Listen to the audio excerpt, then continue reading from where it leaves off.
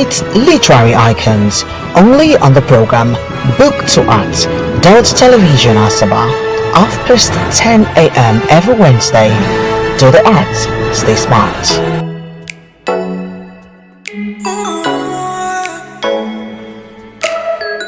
It's another exciting time on the program Book to Art on Delta Television, a people's pride. As usual, you know the program is for our great authors out there and of course a great artist. But today we have a very important guest in the studio. It's not just an author, and of course is one person to reckon with. Besides that, he has also taken to writing as a medical doctor, and yes, a medical doctor, if you have issues with your teeth, it's important for you to check him out. Well, just the teeth there. Let's meet our guest today. Is no other than Dr. Sylvanus Olisanye Ebigwei, MON, who will take on his profile and he joins us shortly in the studio to say that.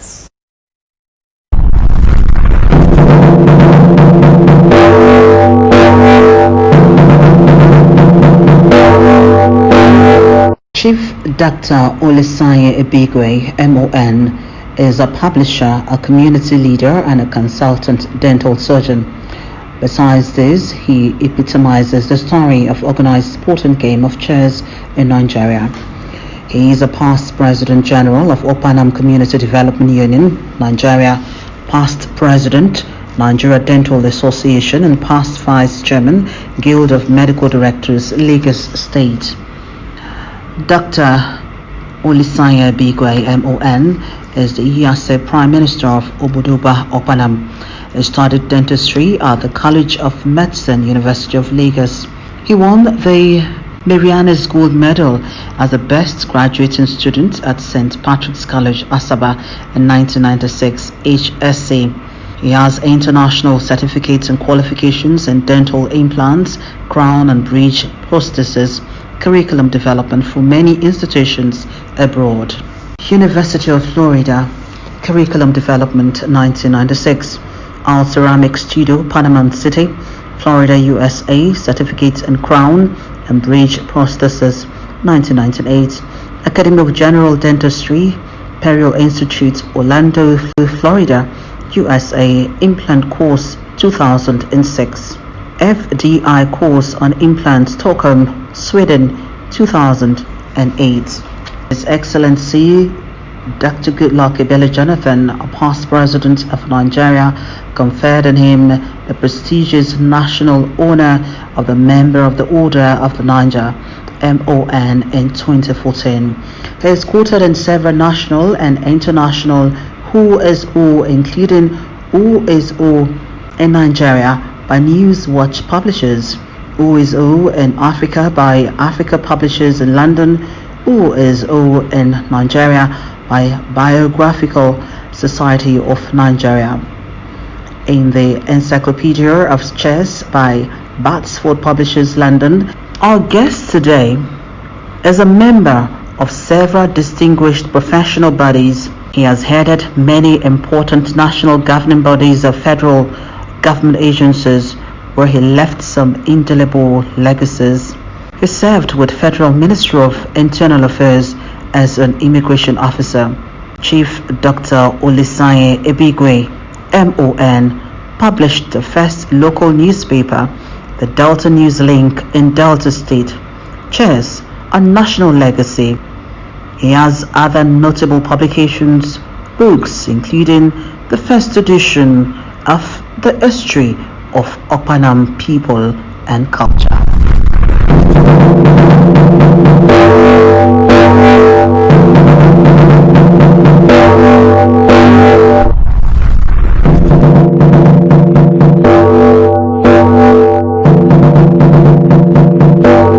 The special one is a royalty, and of course is an author. At the same time is a medical doctor. It's a dental surgeon, if you like it. And lofty profile, if you ask me. So on the program, as usual, what we do is we try as much as possible to let you meet great authors. You know what they say, when you put in effort and you don't recognize, it's not so good. So we encourage our writers to do more, because you know what they say about books, yes, it tends to instill moral to our varieties, and it teaches us what we should know. But to let you know that, you know, in my head, I kept thinking, Okpanam. Yes, he is the Iyase of Obodoba, Okpanam. So when you think about Okpanam, think about Obodoba. Well, he joins us shortly as we take on literary works to stay with us.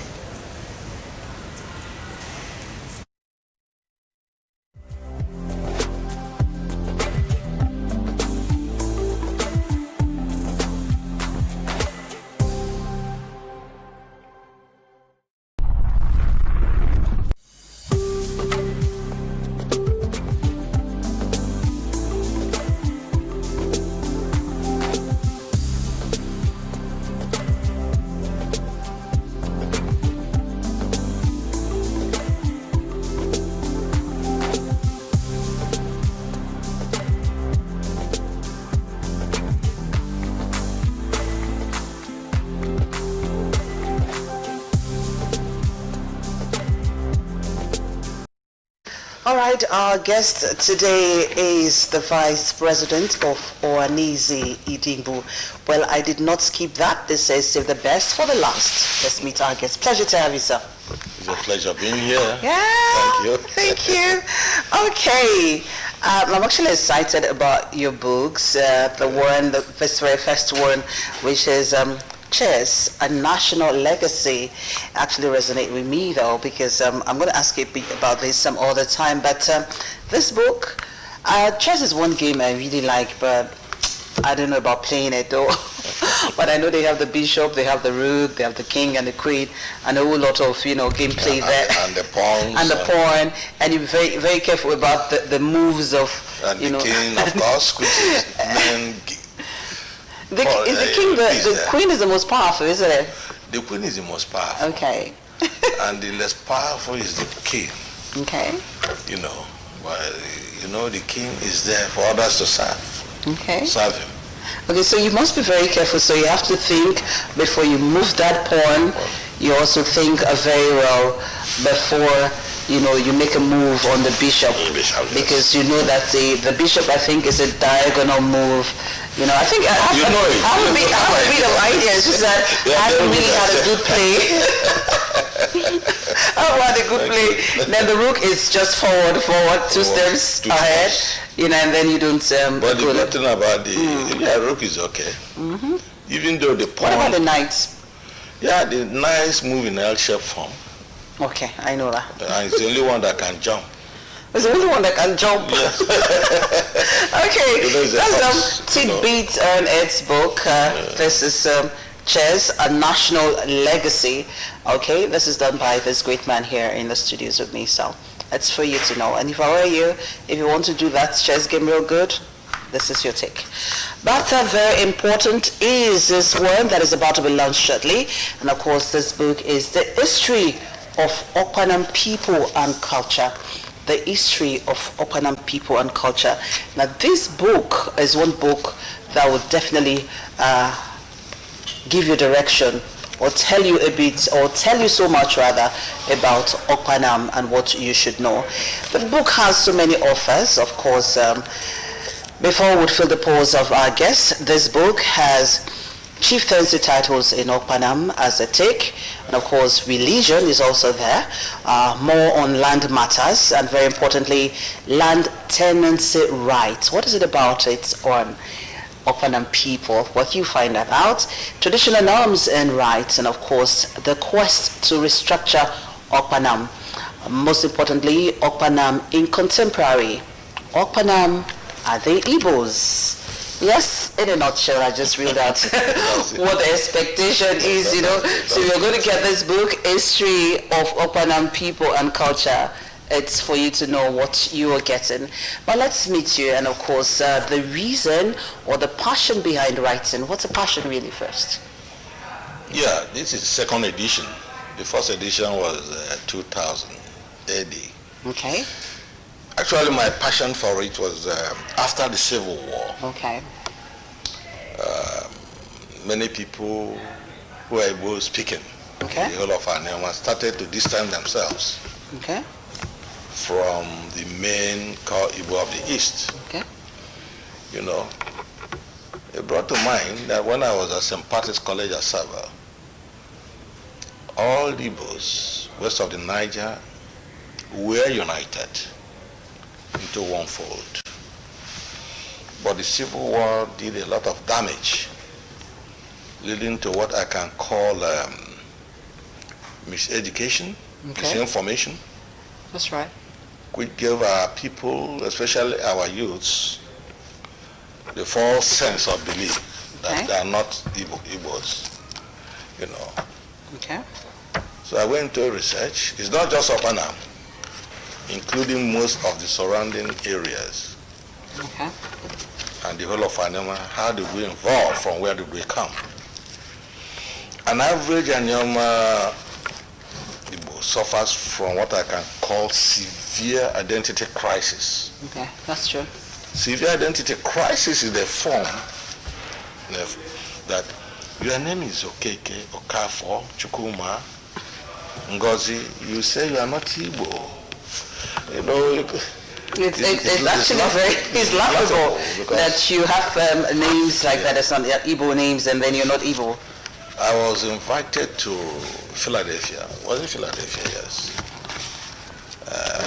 One time to give a lecture on this issue. You know, where are we from? Unfortunately for me, the first person that delivered his papers happened to come from Anyama area too.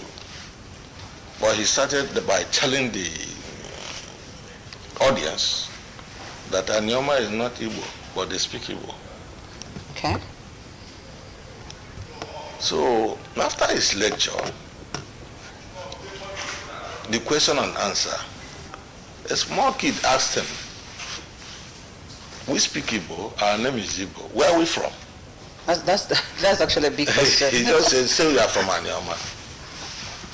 Another smart fellow, you know these children in the US, they're very, very smart.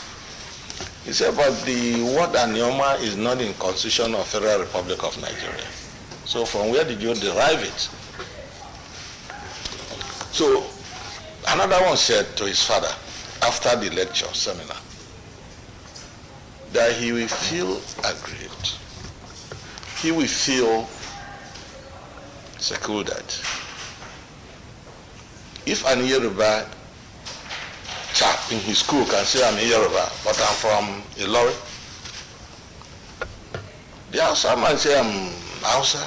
There'll be so many questions to ask about that. Then another person said, I'm Chukwuma, but I'm not Igbo. Daddy, don't you think I look stupid? Don't you think I sound stupid? The father said, yes, you sound stupid, you are Igbo. So these are some of the things, identity crisis being, you know, suffered by our people here. So these are one of the reasons why I have to trace the origin of some of our people in this book. Okay. So and not only that, the issue of our relationship with the core Igbo of the East what was our relationship before the Civil War, during the colonial period, and after. So all these things, you know, I have to spread them out correctly in my book. All right, that's a very good one, more like an intro. And I did mention that this book has content that you would want to look at and use even now and in future. Now, I started off with chieftaincy titles in Okpanam. I also started with religion. He looked at land matters, land tenancy rights, traditional norms and rights. But Chief, I'd want us to start off with the origin of Okpanam. Now, if they are not Igbos, who are they? But just before you do that, permit me to actually read from your book. Okay. Okay? I'm going to read from this book, and I'm privileged to do that. The History of Okpanam People and Culture. Let me read. I'm going to read, yes, the origin of Okpanam. I'll do like the first and second paragraph, more like an intro. Okay. Okay. And then I'll try and read well. Okay. 3 theories based on oral tradition have variously been used to describe the origin of Okpanam. Empirical knowledge of issues they go on to append historical falsehood on ethnogenic and ethnographic narratives. Oh, that was a journey. One is generally accepted as unbiased and duly considered relevant. The other theories are generally believed to be narratives which emanated from some quarters in Okpanam and consequently adapted to buttress land claims. No doubt, the emotional bias often placed on traditional oral history depends on who is involved in such historical narratives. Facts are often muddled in the steam of exaggerated tales to the extent that it becomes almost impossible to separate the realities from the fantasies. Some writers exhibit some form of historical fraud by manufacturing non-existing ancestral names, especially while tracing their genealogical tree. Such is done to mask their places of origin. Fantasy deprived of proof should never be used as a serious yardstick to parade the historical or ancestral origin of any group of people. In any case, this has always been without challenge. Language, landmarks, culture, carbon dating of artifacts or traditional norms and comparative should be applied where necessary to authenticate oral tradition. Colonial papers and records are of great importance too. And finally on this, well, it's a big book, okay? So finally, I'm still taking on the origin of Okpanam, just more like an intro. It is an irony of history that some writers, out of sheer malice, vindictiveness, envy, and a profound negative mindset to settle scores, deliberately redefined ethno-historical facts. That was a journey. And of course, you know, I know what you're thinking. This is my first take on this book, so I'd give myself about 60%. I'll give you above that. Oh, thank you very much. Okay, and I'm beginning to actually understand what this book is all about, especially thinking about the origin of Okpanam. And I did say, if Okpanam people are not Igbos, who are they? What's the origin of Okpanam? In this book, if you go further, you say that Okpanam people are Igbos. Okay. They are Igbos. They are Igbos. Okay. And you know, so what's the myth behind? The problem there is that there's no homogeneous society. Okay. No homogeneous society. Even the Jews want to be homogeneous, but they still mix with other Palestinians and other Arabs. Okay. You know, in Okpanam, the origin, the founding father was a man known as Olisanye. Okay. Who is the father of the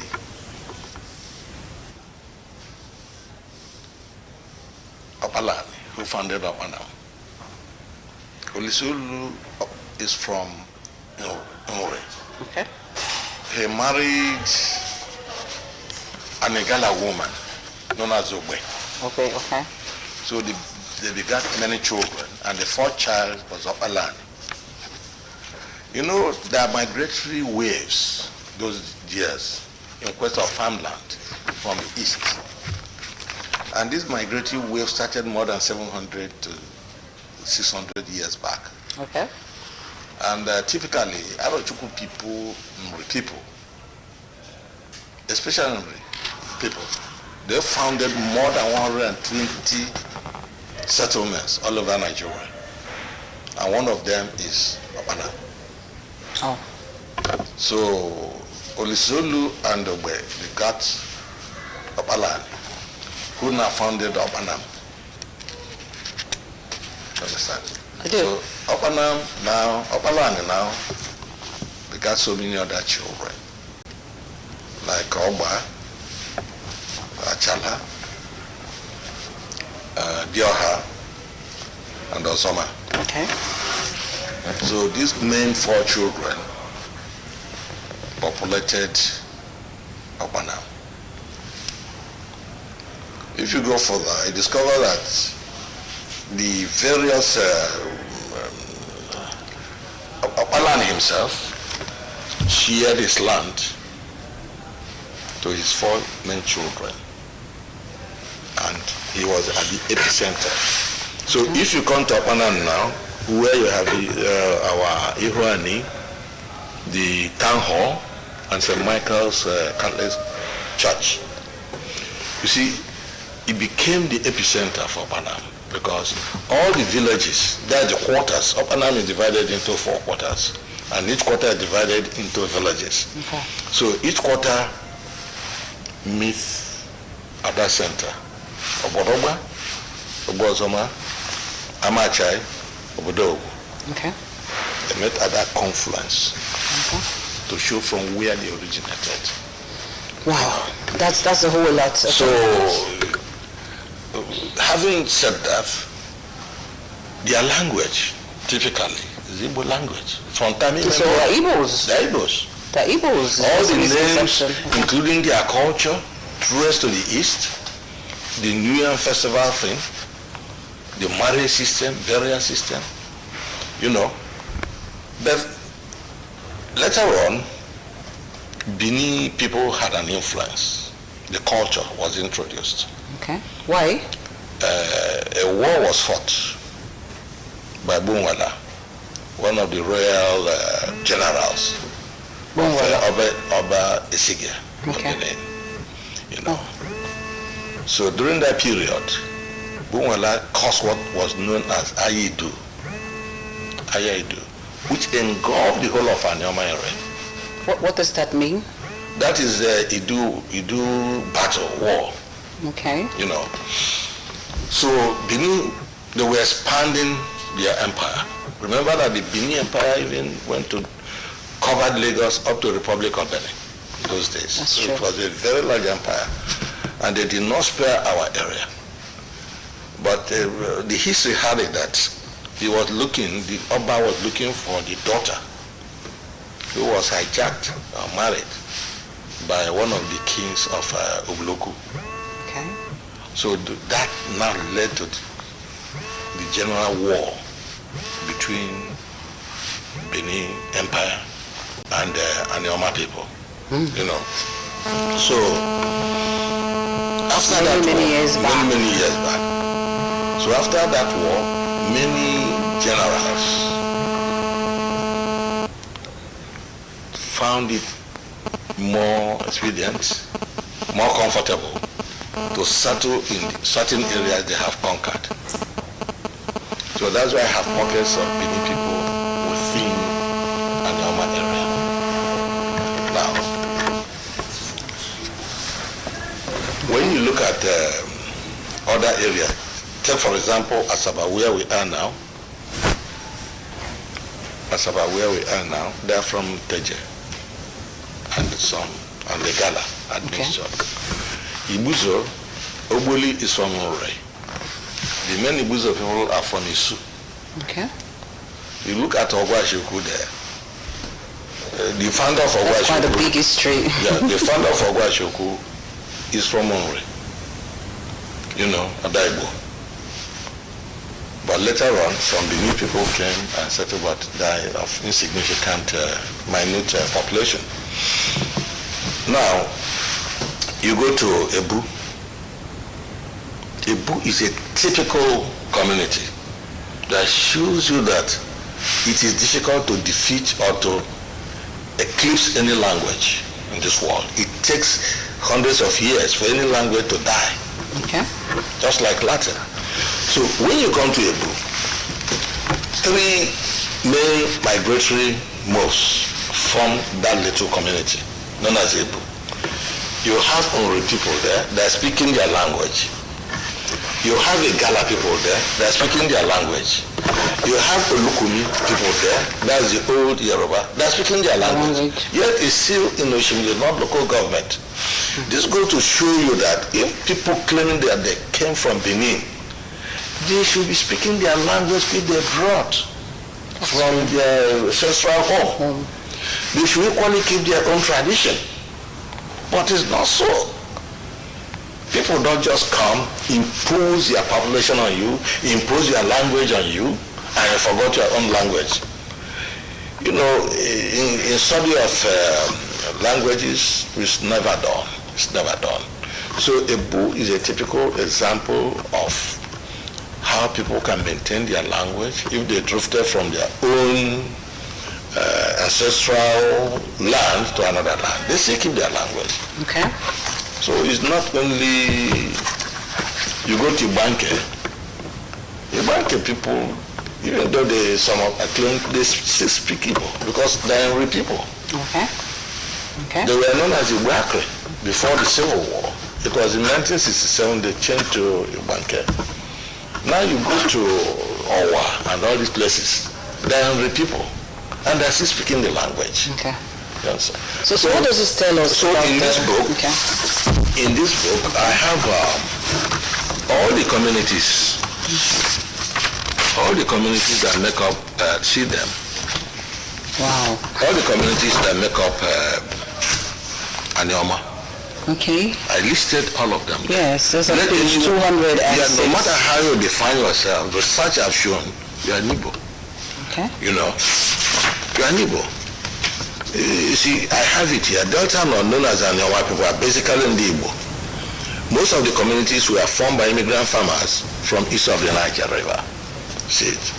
However, some of the communities have some other tribes that drifted to their lands. Unfortunately, when the Igbos lost the Civil War in 1970, most of these communities started to distance themselves from the original ethnic identity by denying their Igbo-ness for political reasons and for survival.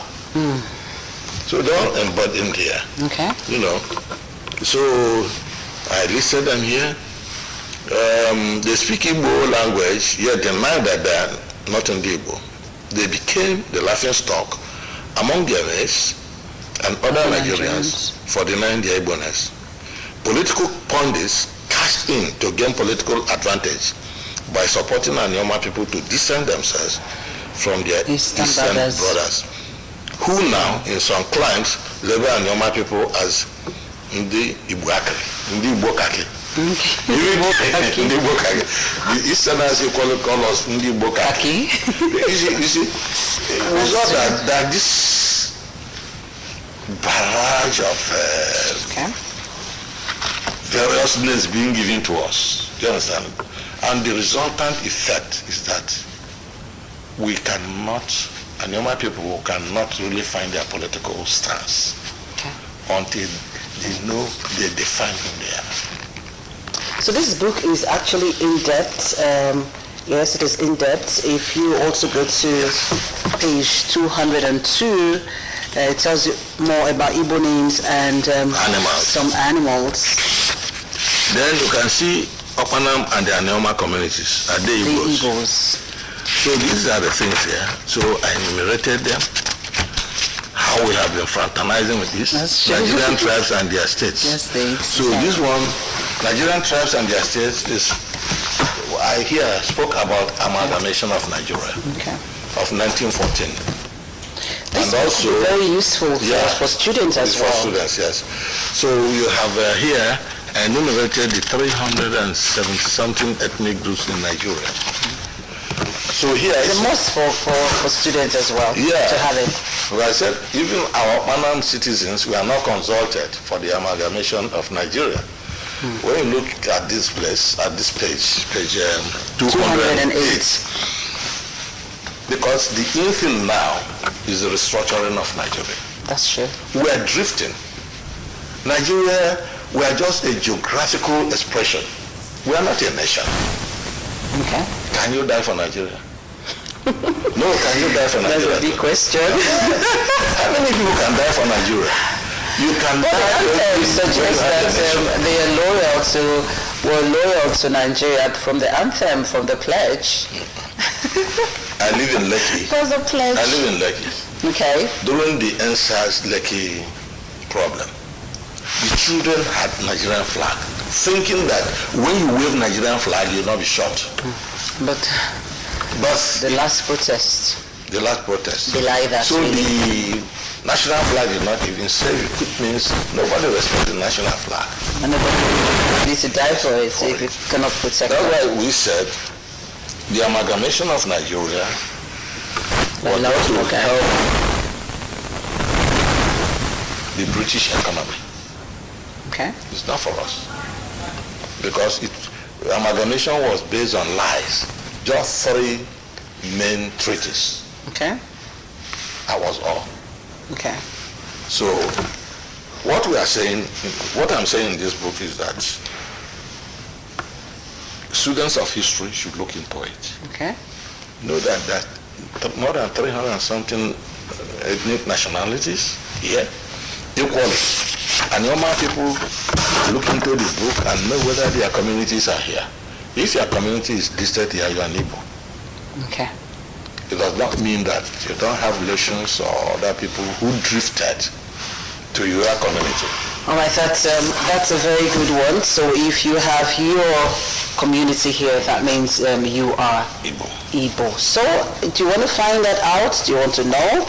It's important for you to be part of this book.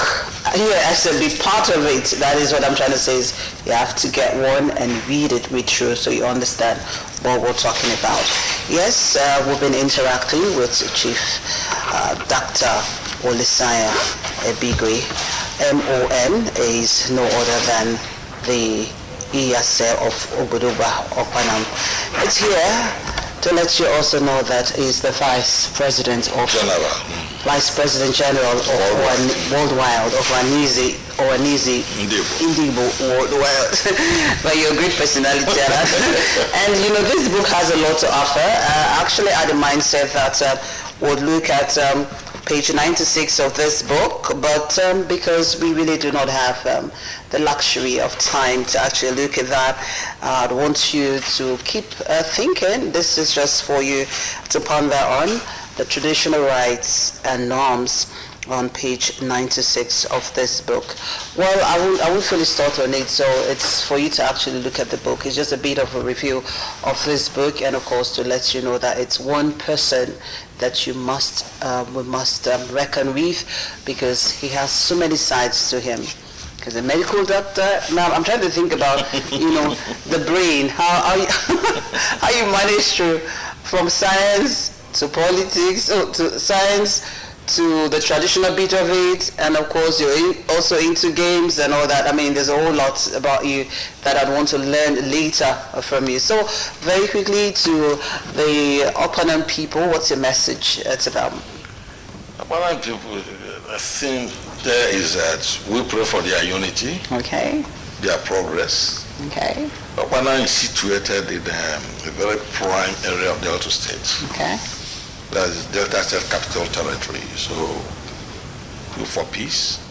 Let their land not become a problem to them, but let it be an asset for economic emancipation and development of the people. Okay. Let the land not be a curse. That's true. So, all I'm praying for them is to have peace, to respect their custom, to respect their tradition. Okay. Because when you respect your custom and tradition, you will excel. There'll be peace. By the time you said no, there's no custom, there's no tradition, there's no religion, then you are drifted. All right, thank you very much for coming on the program Book to Art, and that is where we'd let it rest here on Book to Art. Please keep writing. If you're an author, if you have the dreams, don't let it slip by. Ensure that you be the best that you are. Pleasure again, sir. Thank you very much for coming. Okay, stay with us. This is how we would say goodbye to you on the program Book to Art. Join us again right at 10:30 for another edition. This is Jill Wilson signing off.